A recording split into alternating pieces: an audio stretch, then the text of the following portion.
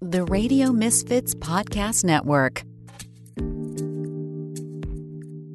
Hi, everyone, and welcome to Planted with Sara Pion. I'm Sara Pion, your host, and today we have TaJanna Mallory, founder and CEO of CannAssistants, a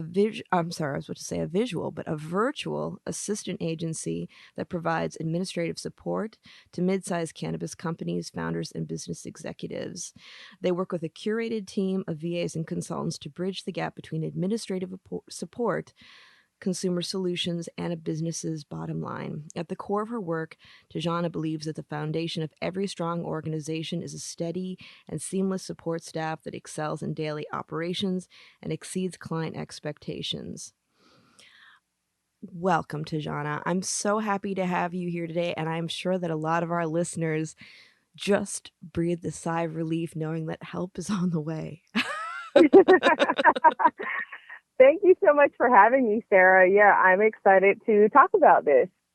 So I always ask my guests, first off, what was your first cannabis experience?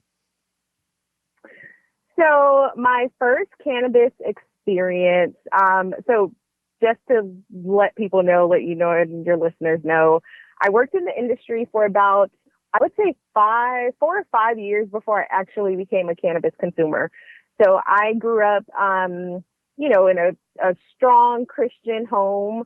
And I say that, and it's funny now because everyone in my family pretty much is a consumer now. But I didn't grow up with cannabis. I didn't grow up around cannabis. I knew what it was for sure, but I didn't really have a lot of exposure to it. I didn't have any, preconceived notions about it, or there was no detriment to the, reputation of cannabis. It's just my family we didn't really talk about it. We didn't really, consume. I moved to Portland in 2020 and really got the opportunity to work alongside some of my clients. So I got to see firsthand it was my opportunity to kind of see firsthand how all of their businesses worked in production and cultivation and firsthand. And so it was also my opportunity to live somewhere where cannabis was legal in the state of Oregon. So my first cannabis experience was an edible that I had. Now, here's the funny story. I took the edible and forgot that I took the edible, right? So that was a rookie move. And I took the edible. I don't know. I just started doing things, but I started cooking. And generally when I cook, I have a glass of wine. I'm playing my music. So I'm doing the whole thing. And I'm on my second glass of wine. So this is rookie move. And I'm talking to my husband and I just start giggling hysterically. And he looks at me and he knew that we had these edibles in the house.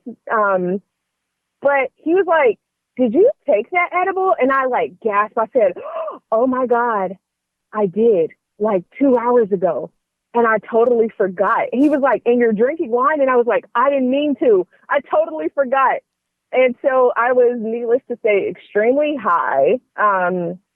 And I just went to lay down and I was like, unhigh me, please unhigh me. How do I unhigh me?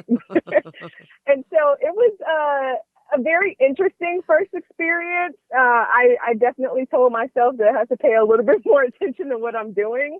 But it was probably not the first experience that I should have had. But it didn't scare me off, so that's a plus.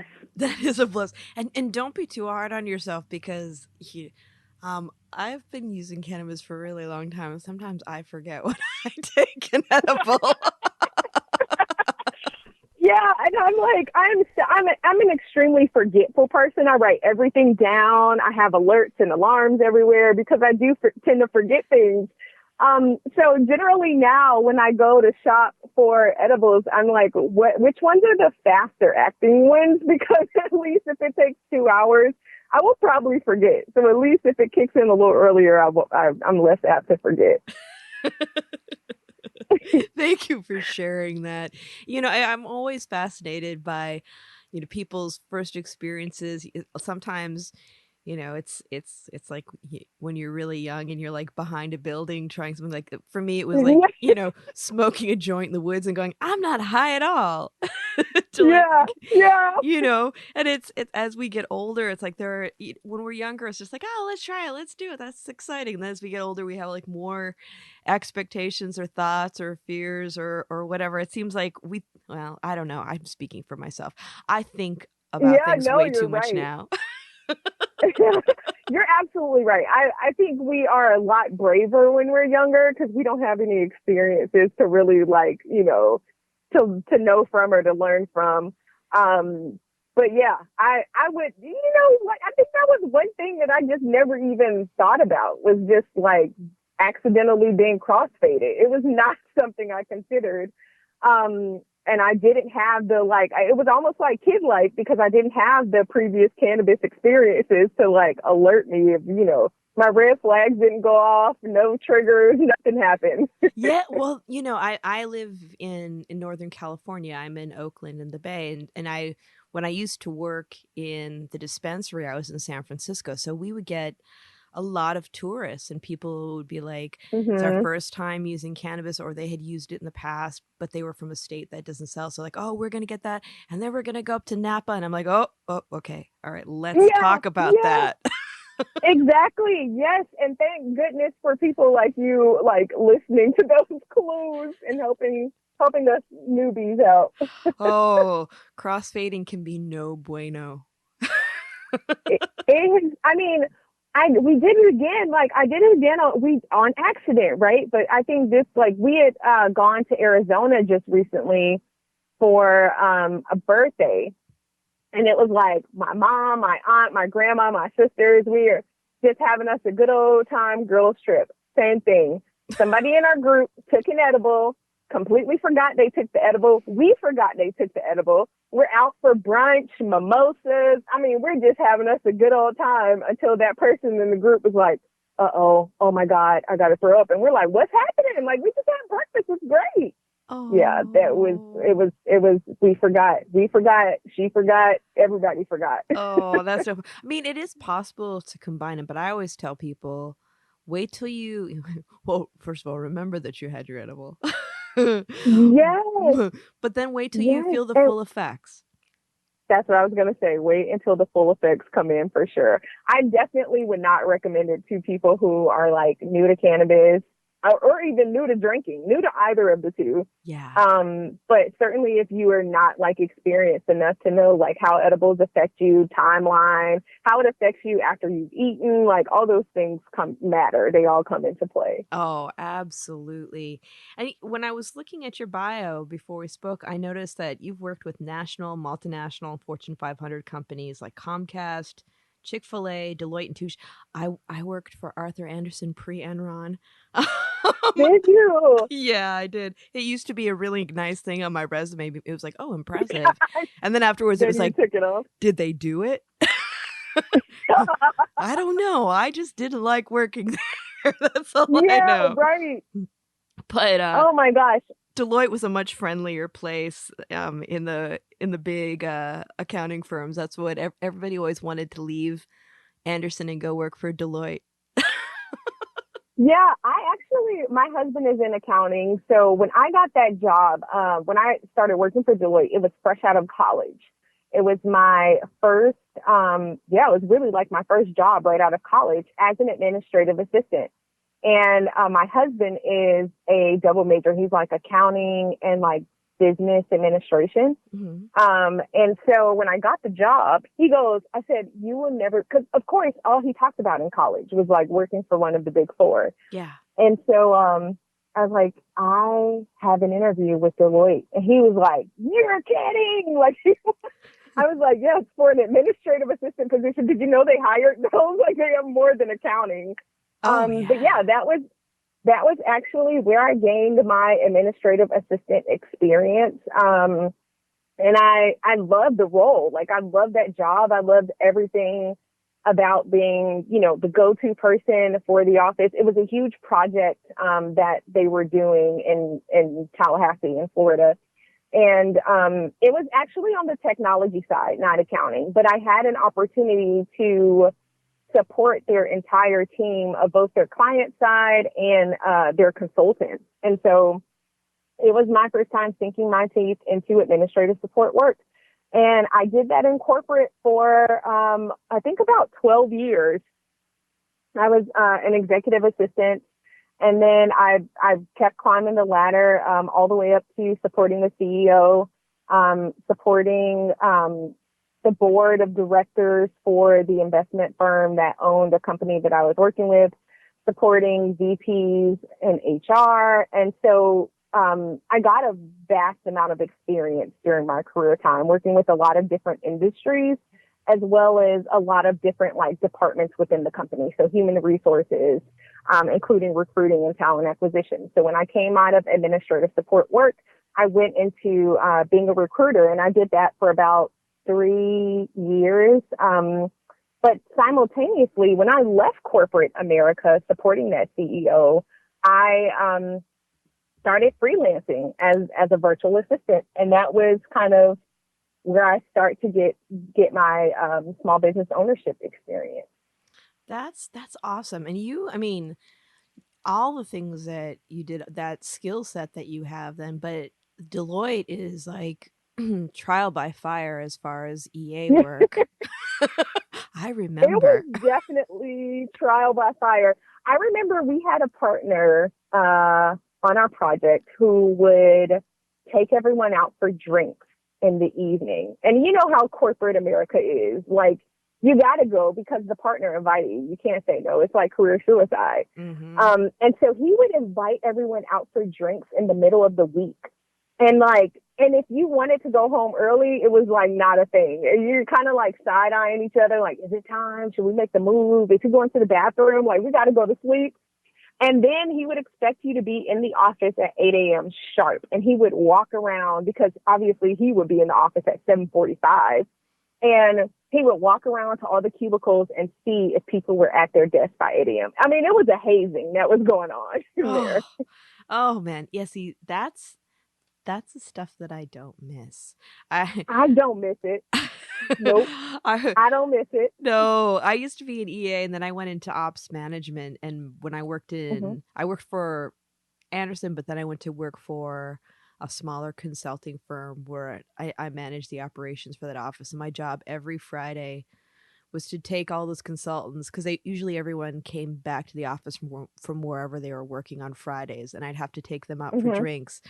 And at first that was fun, and then that was the bane of my existence.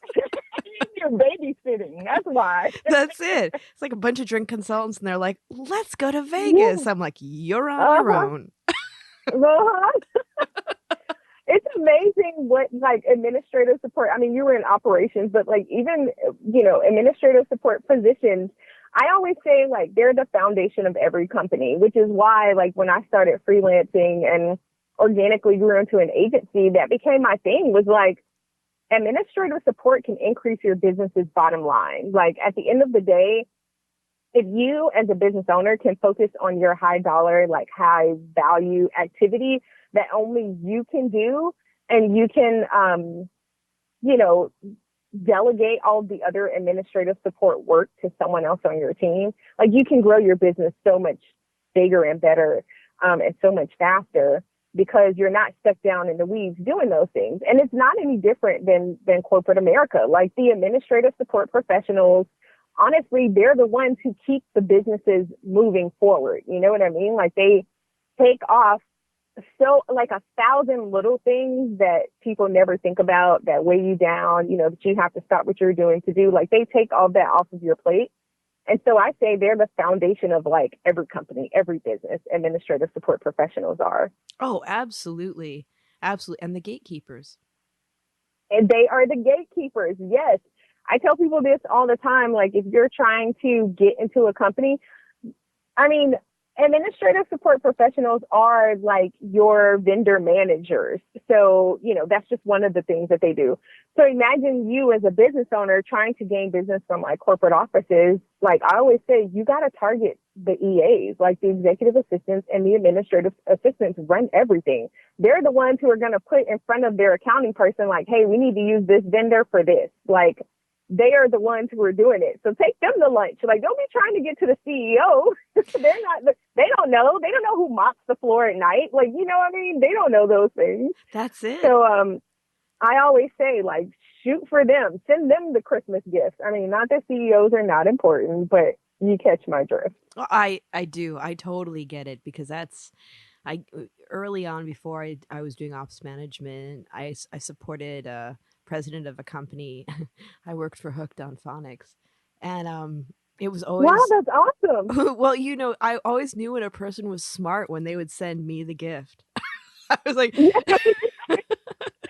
exactly right. I'll That's make that exactly happen. right. And I'll share these chocolates with my boss, but Yeah, you for know, sure. and Yeah, he's gonna get these right away. exactly. Well, that was I think one of the when I was in college, one of the best takeaways that I had from the head of I was a theater major, so the head of the theater department, I worked for him for Hmm. many years in the box office. And the biggest thing that he told me was always, always respect the gatekeeper. That's who gets you where you want to go. Yep, They'll make or break you. If they don't like you, you will never get through.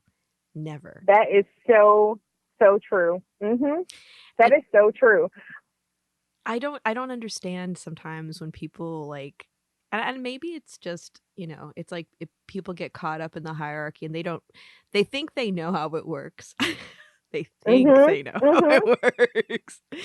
But then, Yes. it's like, come on, get with the program if you really want something to happen. But also when we're looking at, okay, so when we're looking at cannabis, 10 years ago, well, gosh, I'm on 11 now. When I started, we were all over the place, and there wasn't a lot of space for administrative support because everybody was bootstrapping on their own.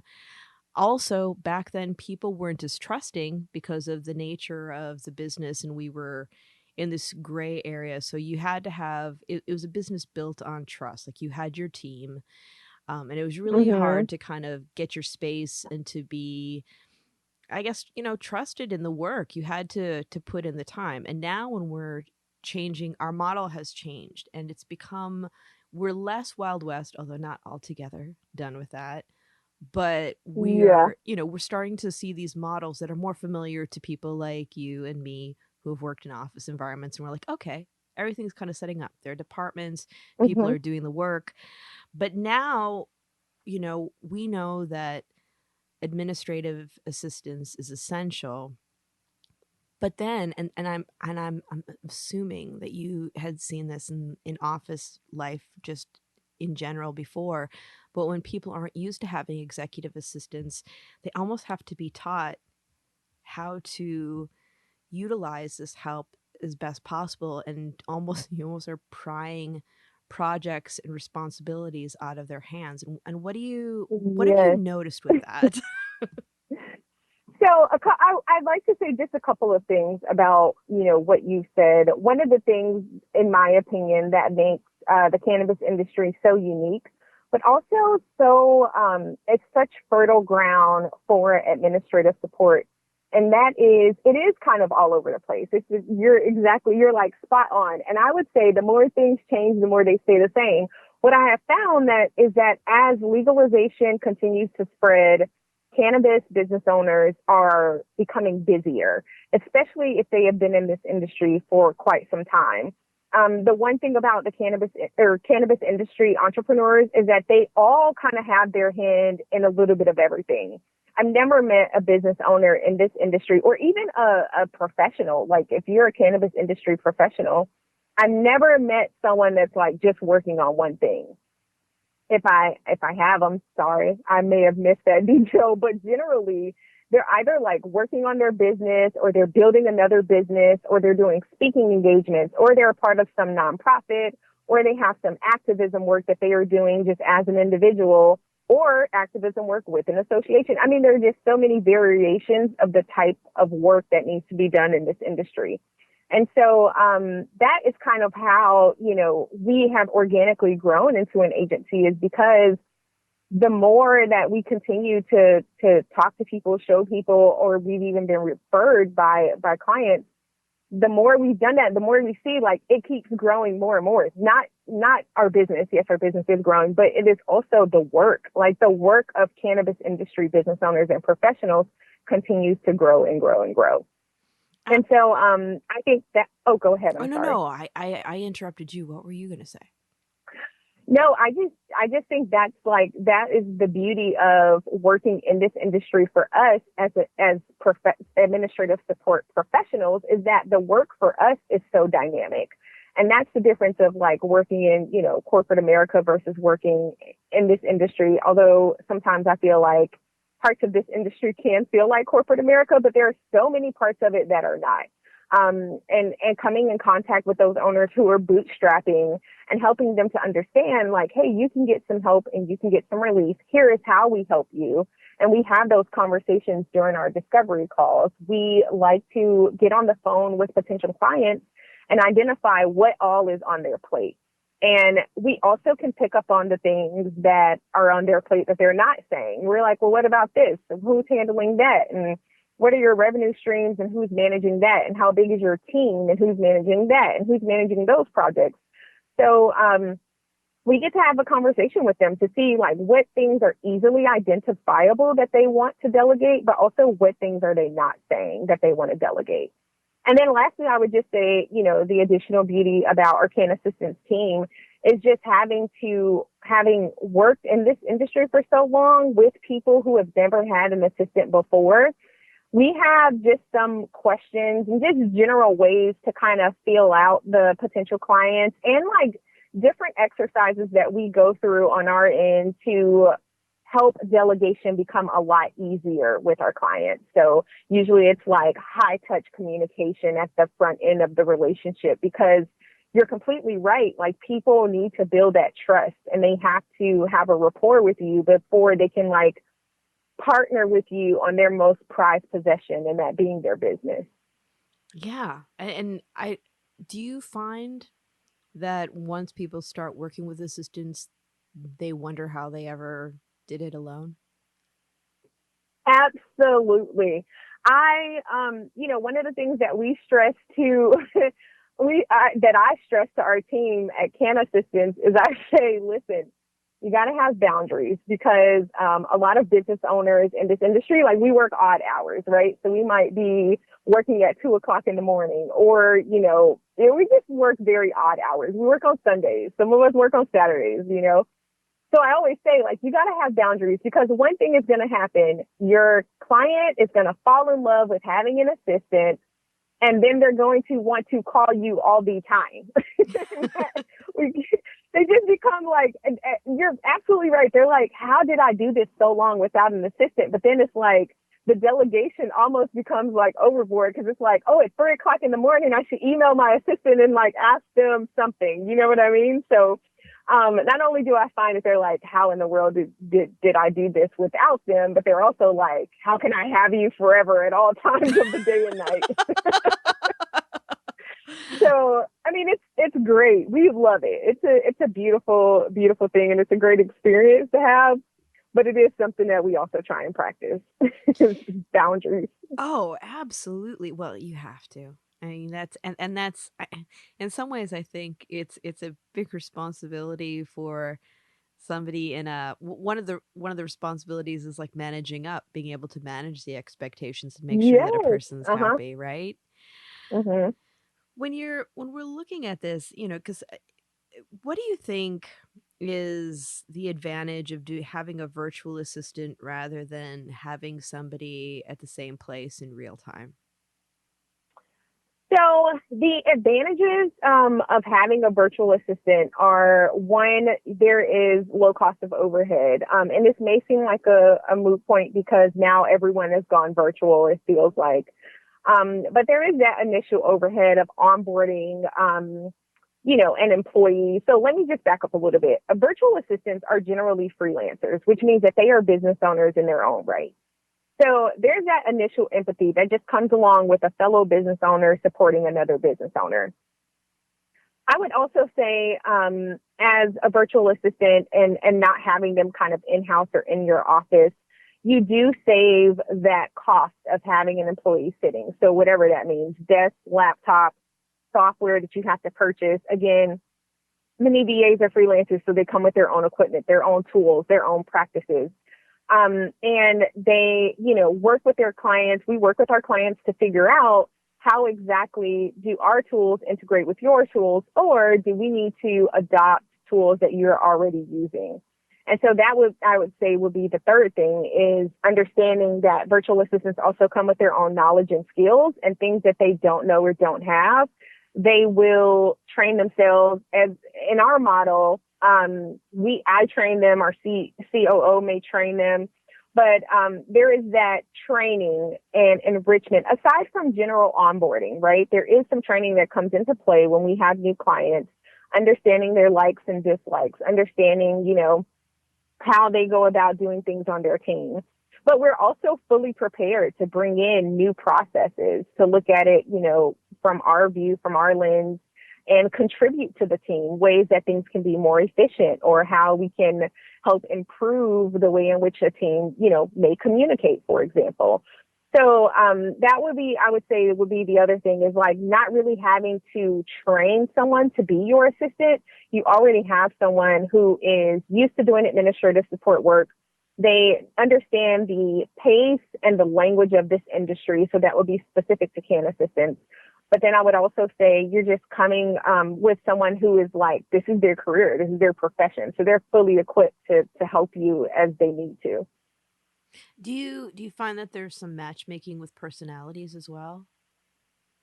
Oh, absolutely. I would say definitely. We have had a lot of success with our team and the clients that we have had, but we have had to do some switcheroos.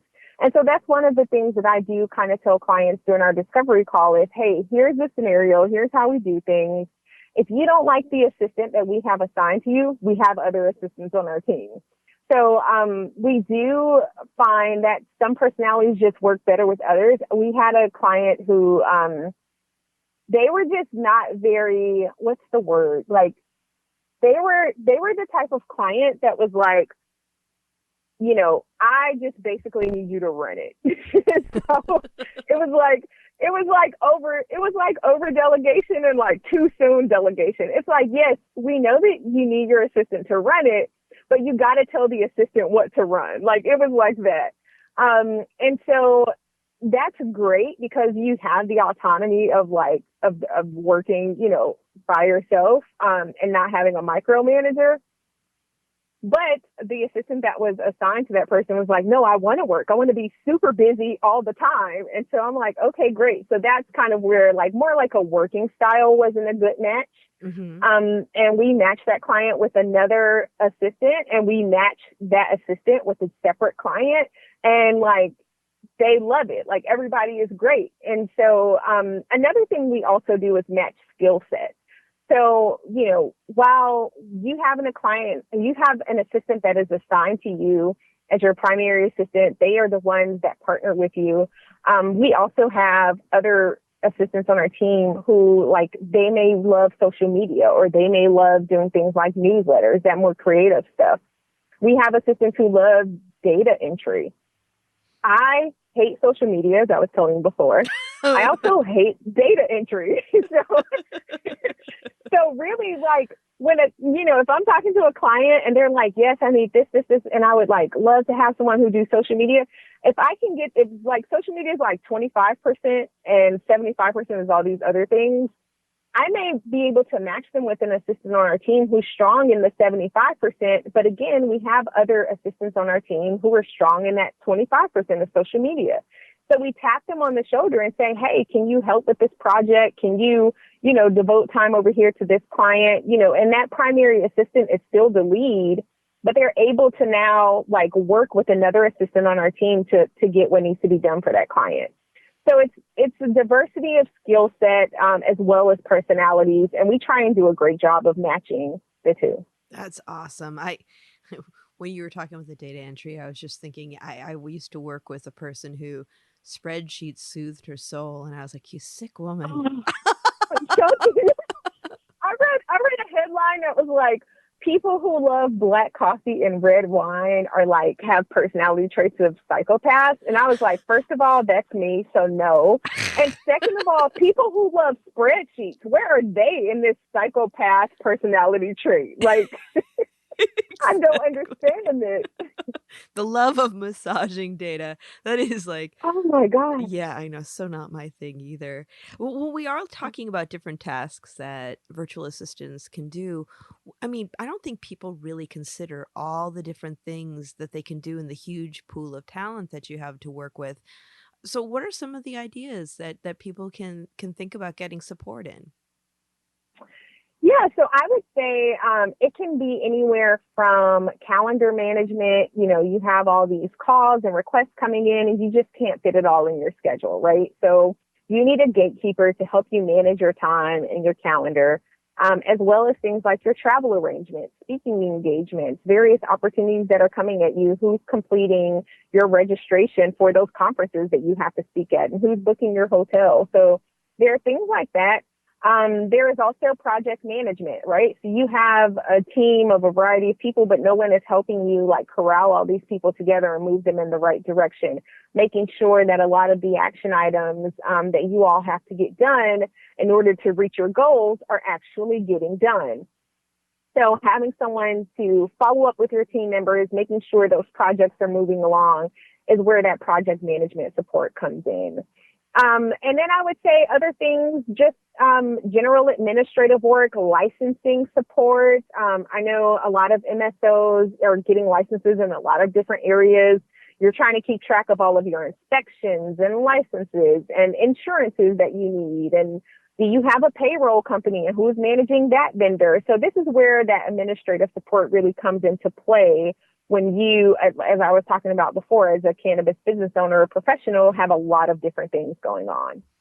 Oh, and when you were mentioning payroll, so for somebody who might be a solo entrepreneur who needs extra help, now, if you're working with a virtual assistant, you don't have to deal with all of that. That's handled by you, correct? So it kind of depends, right? So I do like to say that our assistants are very talented, but we do have lines that we don't cross. But again, it just kind of depends. Like we had a client before who, they used an HR system. And so really like our virtual assistant just had to like go in, confirm the number matched on their payroll number and just click a button. Something as easy as that. Yes. Now, if you are a business owner and you're struggling with like actually performing payroll, we would more so hire or recommend like a payroll company, but your VA would then come in, research those companies, present, cost to you because, obviously payroll is not our specialty. Mm-hmm. And I personally don't like to play with people's money. So that's where we can kind of help support you in finding the proper vendor that's a good fit for your company. Okay.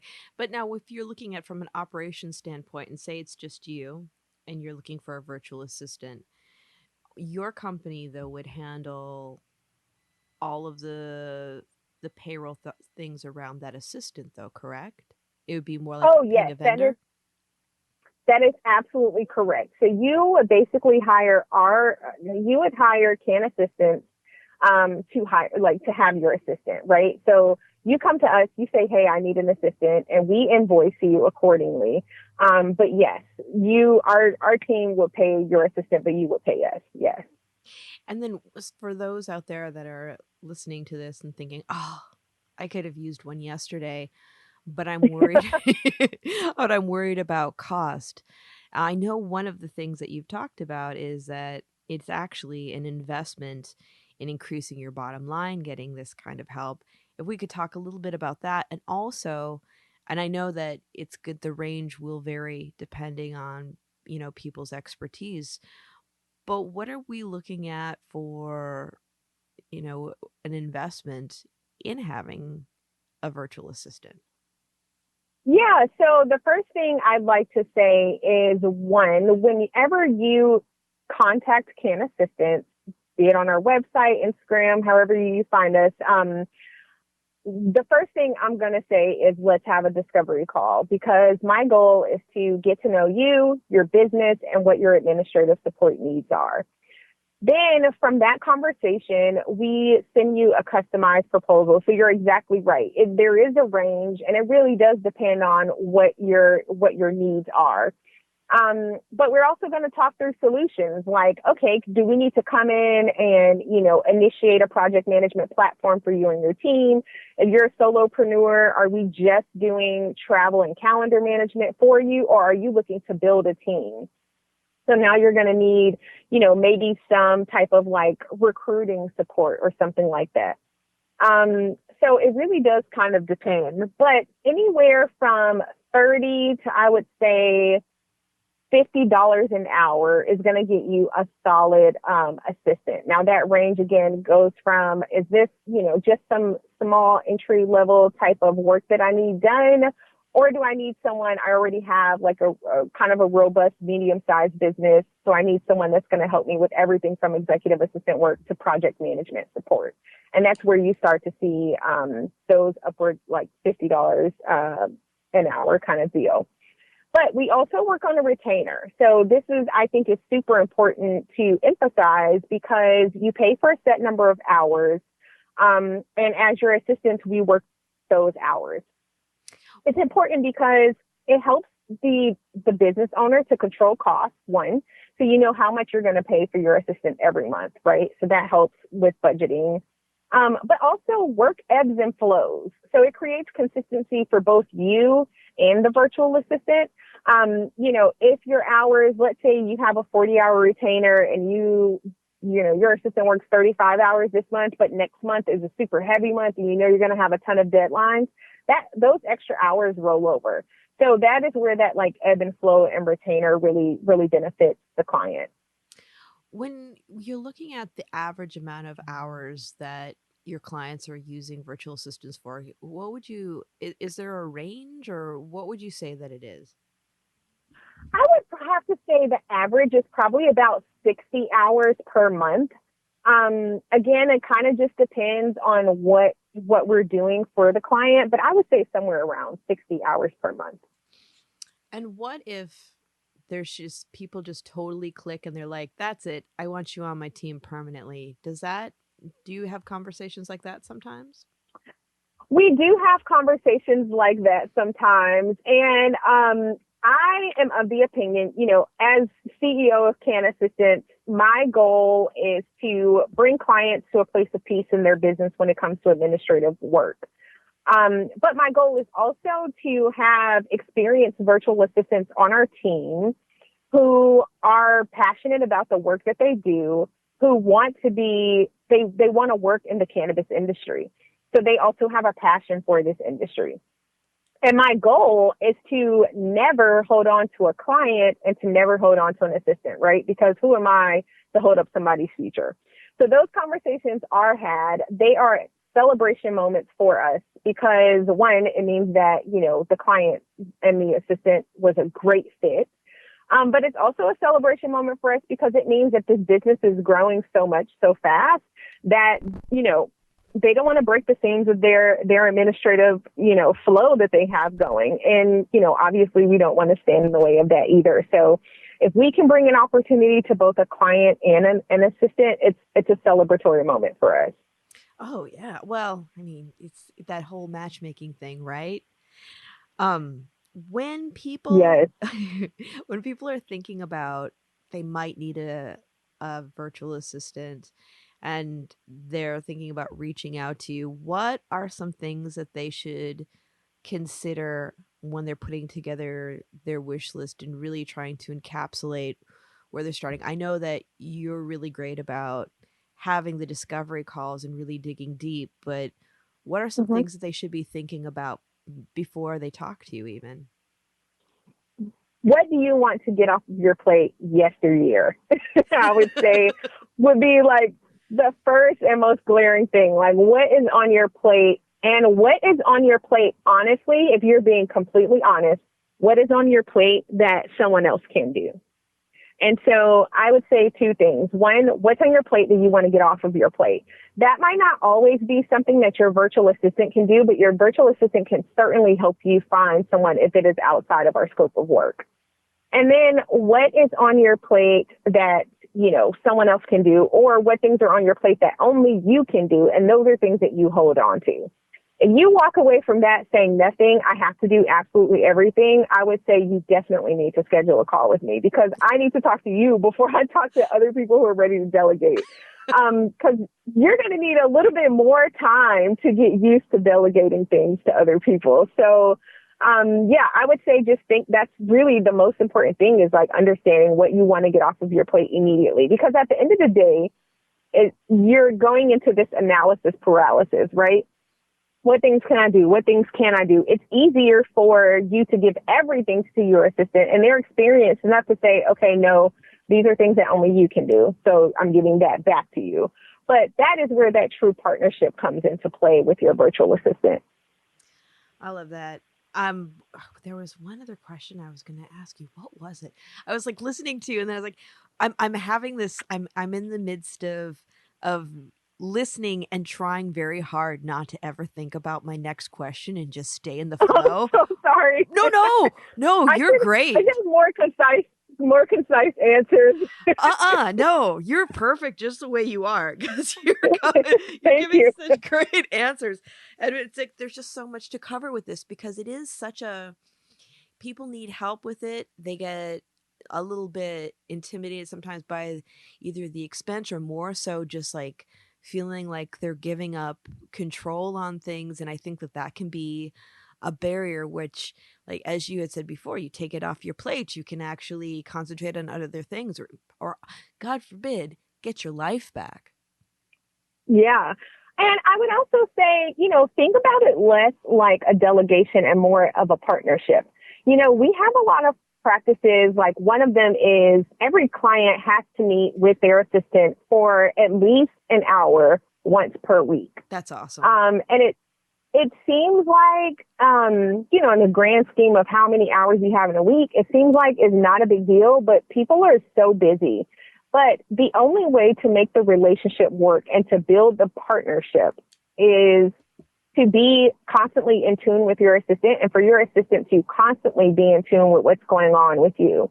Dare I even go further to say personally? So one of the things that I like to say is, if we understand that you have a crazy schedule, but you want to start getting more involved in your kids' lives, like, we need to understand those elements, because we need to make sure we're not scheduling calls past 3:30, because you need to be at your kid's soccer game by 4:30. You know what I mean? So there are like so many elements to the partnership that are so important. And so that's why that weekly call is really, really important. More than anything, we want clients to see the success of having this partnership instantaneously. And I stress the word partnership because we are not task-based assistants.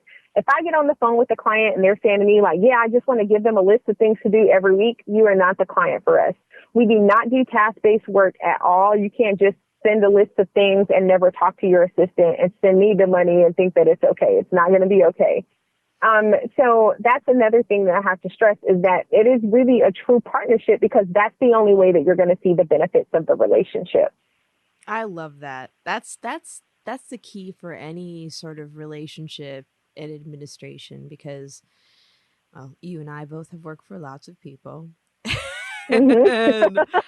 and I've worked for those list people, and I'm like, wow, you don't see us at all. Yeah. Mm-hmm. That's absolutely right. And I think, at the end of the day, especially, to my solopreneurs out there, at the end of the day, this is your team. Like, this is your team member. This is your staff. This is the person that it's like you and this other person running this business, right? So you want to make sure that they are in tune with it as much as possible. But eventually, to every potential client that is listening right now, you want this person to be able to operate in your stead. So whatever it takes to get them up to speed, having them shadow you on calls to understand how you make decisions, talking through things, you'd be amazed at like how clients have started to rely on their assistants. I've done it before with clients. Now, like, we're calling the state offices for licenses on the behalf of the CEO. We're the ones that are meeting the inspector for inspections to get licensing. Like your assistant can really help you make some really, really large moves on behalf of you while you're going to meet with a potential client who could potentially give you $100,000 or something, right? So you start to see how you can be in multiple places at once and get a lot of things done. Yeah. What is the most popular project that people want their assistants to work on? I would say that's a great question. I would probably say project management is huge. Just because, as I was saying before, cannabis industry professionals and entrepreneurs are really busy working on multiple things at once. You never know which one of these things in the industry you're gonna strike gold. So everybody has their hand in something. So I would say probably project management support, which entails a lot of high touch communications with vendors, potential clients, investors, and depending on who you're supporting, media and press, government officials, it just kind of depends. So I would say project management or some type of project coordination is probably the biggest request that we have. And for those who are really curious about doing this and maybe want to, but are afraid to relinquish a little bit of control, but also are wanting to see how it affects their ROI and just the big picture, what would you say is a good number of hours to start with if somebody's just a little bit nervous and wants to dip their toe in the pool? So I would probably recommend about 10 hours a week as just an entry point.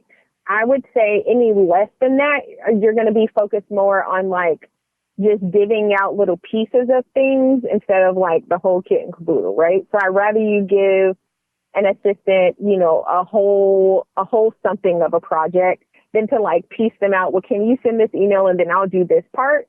Because you don't really get to see the fruit of it. If your hand is also in 10 other things that they are also working on. Yeah. So I would say probably 10 hours a week. But I would also say that every new client who comes on with CannAssistants you have to work with us for at least 90 days. Because it takes about that long to get a good flow of your weekly meetings, get a good flow of your working styles, get a good flow of your assistant and what they need from you and what you need to give to your assistant or what you need from your assistant. So it takes a good rhythm, takes about 90 days, I would say. Okay. And then how do you feel about, say somebody's working on a project with a coalition of other people and has a definite start and end date? Do you have assistants that work on singular projects and I know you mentioned that 90 days is the optimal amount of time for people to get to know each other and get geared up on projects. But do you ever work with anybody that says, I have a project that's going to last 5 months. I need somebody for this with this skill set from this date to this date. Is that something that's viable? Yes, that is something that is viable. We have done that before with clients. Again, still, yes, to your point, still maintaining the 90 days. But yes, it's something 5 months, 6 months, shorter term projects, or knowing that there is an end in sight. Yes, we do work with those shorter term projects as well. And for your company, what do you see in the future? And what are you excited about with your company? And what are you excited about with the industry in general? Oh, man, I am excited about just the CannAssistants team overall. We have a very diverse group of people on our team, and I'm hoping currently all of our virtual assistants are U.S.-based, and I'm hoping to expand it to have some international assistants as well, which brings me to what makes me most excited about the industry. And I would say legalization, easiest thing to say is legalization. But I'm also excited to see this legalization that is happening overseas. And so the more we see that, the more we will see clients, the more we'll see entrepreneurs coming into this space, and the more we'll see entrepreneurs who need administrative support. And so I'm excited that as the industry grows and expands and becomes international, we will also grow and expand and become international. So I'm excited about that. That's awesome. Well, I mean, we all need a lot of help. We need really engaged professionals assisting us and partnering with us on projects. I know if I didn't have my assistant, I'd be lost. And it was hard because, especially when you come from a space where you're used to supporting other people and handling everything, it's really hard to relinquish stuff. Yeah. Yeah. And no, go ahead. Oh, no, I'm no. sorry. What were you going to say? No, I was going to say, I think people don't know the beauty of having an administrative support person on your team. Like, you just don't know it until you have it. So at the very least, I would say for anyone who's hesitant I would say collect some coins, put them to the side, and let that just be your trial money to just try it out and see. There are so many people in the industry who walk around saying oh, I have an assistant. It's not a luxury. It really is a necessity. It really is. And it's so important for business growth because as much as we think that we are all very powerful people, you can't do all the things. No. So that's just my little 2 cents. Yeah, I agree. I'm very, the person who assists me is my partner, and she and I sit down and talk about everything that's going to go on in the week. What I need her help with. She'll point out things and she'll be like, when are you going to get all that done? Exactly. She's probably also looking at you and I'm not doing all of this. Exactly. You can't give this to me last minute. Right. You know what? And that's a great example as to why you have that weekly call with your assistant. I even encourage, if you can do more than weekly, if you're that busy, do more than weekly. But yes, trying to give it all to your assistant at the last minute and then you want stellar outcomes, I bet. That's not realistic. And it's a really, if you can be mindful about it, it's a really good exercise in getting a person organized and looking ahead, because we can be just so in the moment and it's almost like triage. And that's not a life-giving way to conduct business. Yep, that is so true. That's so true. And you do yourself a disservice, honestly, at the end of the day. So yes, but this is where our assistants come in and they help you to delegate, and they know what poking and prying questions to ask to see we can do everything on our end to make sure something does not come in at the last minute. That is a wonderful thing for me. What got me into actually planning ahead was the fact that I just didn't want to put somebody out who was helping me out. We all appreciate that consideration. Well, I've been on both sides of that, so I really understand. And for people who are interested in reaching out to you, following you on social media, how would they go about doing that? So you can go to our website, CannAssistants.com. That's CANN, assistants with an S.com. Or you can follow us on LinkedIn. I am on Instagram, and I am TaJanna, and I talk about all things CannAssistants on there. Or you can just email me, TaJanna@CannAssistants.com, and I will be happy to answer. Oh, thank you so much. I'm so glad that we talked about this today. It's something that, you see people on social media putting out frantic calls for help or who they should reach out to. Well, everybody, here's your answer. Yes. TaJanna is here to make your dreams come true. Yeah, and I'm so happy to hear that you're a former administrative support professional. That just warms my heart so much. I feel like you know exactly what I'm talking about.